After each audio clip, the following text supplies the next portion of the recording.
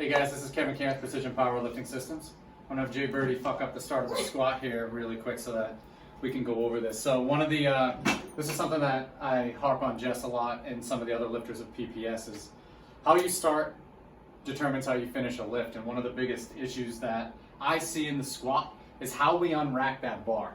So what's really important is our upper back needs to stay tight the whole time. We need to be arched in our upper backs to give our back muscles leverage.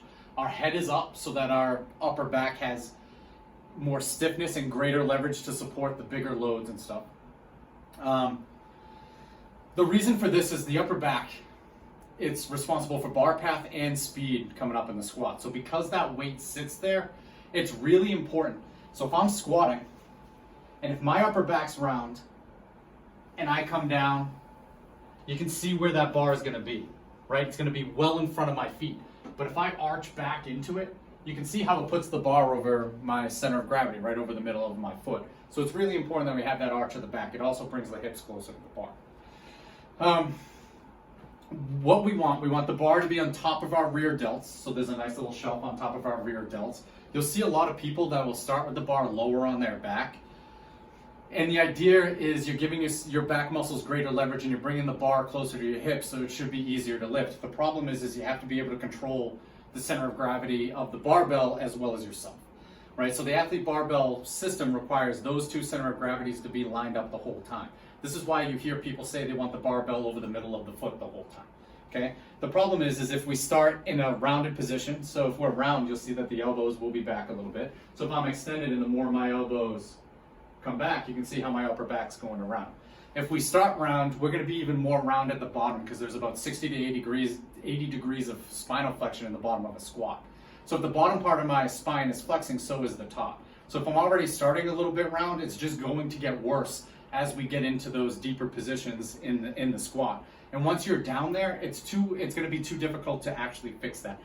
Literally, it'll be impossible, and that's how you pitch forward in the squat. So we want the bar on top of our rear delts. We don't want it lower for that reason because one, it requires way more mobility and it's way more difficult to control the leverage position of the barbell. If we put it up higher, we're kind of working against ourselves biomechanically. So if that thoracic extension moment arm increases the higher that the bar gets on our back.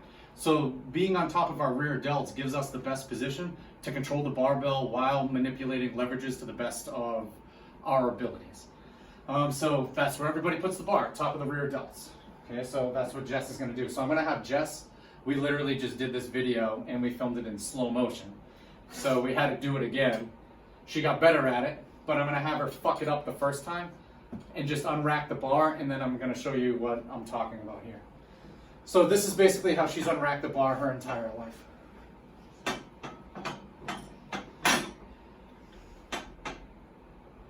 So you can see when she unracked it, you can see how the elbows were kind of down. Her collarbone was pointing towards the floor, and as she unracked it, the elbows came back a little bit more. Okay, that's not what we want. So as she's coming out of that rack, she's rounding her upper back, so she's just creating this like tabletop for the bar to rest. What we want to do is we want to drive the collarbone into the bar and arch it out of the hooks. It's just like the bottom position of the squat where the traps have to push back against the bar first to control the bar position so that then our legs can do the work. It's just a very high squat coming out of the rack. But because it's resting on your traps, they have to move first. Okay, so Jess is gonna get underneath that bar. She's gonna get a grip set and she's gonna pick it up with her collarbone this time. So instead of her chest pointing down towards the ground, she's gonna get it up more, so really arch that upper back. Nope, bring it back down. So when you took your breath, okay, when you take your breath, breathe into your arch. The collarbone stays tall. It's just a small puff of air into your stomach. Collarbone first. A little better. You can see our elbows move back a little bit, but it's exponentially better. I'm going to have you do one more. Okay. Do not let the elbows move. Pick it up with your collarbone. So really, this. That's how we come out of the rack. Much better. Okay. So these little simple things that people take for granted, you see a lot of people, they'll swing out, swing up to pick it up. The pick out of the rack needs to be slow, deliberate, and tight because how you start that lift is going to be how you finish it. So the first one you saw from her, just pitches forward in the squat because their upper back gets round. And once you step back with it on your back, you can't fix it then. And you'll see a lot of people, they'll be here, and then as they go down, they try to get into a better position. And it's a little bit better, but at some point, the weights are going to be too heavy where you're just not going to be able to arch back. When you look at a competition, you might see somebody, their first attempt, they're nice and tall. Their second attempt, their third attempt. You end up seeing about 10 to 15 degrees of a torso lean difference between openers and third attempts sometimes because of the difference of weight and the upper back having to support greater loads. This becomes even more critical in those situations because if you're already starting round with the lighter weights, the heavier it gets, the worse it gets. That bar is going to come out in front of you, you're going to pitch forward, you're going to miss a lift. Make sure you follow me on Instagram, it's KWCan, our team, Precision Powerlifting Systems. And Jay Birdie.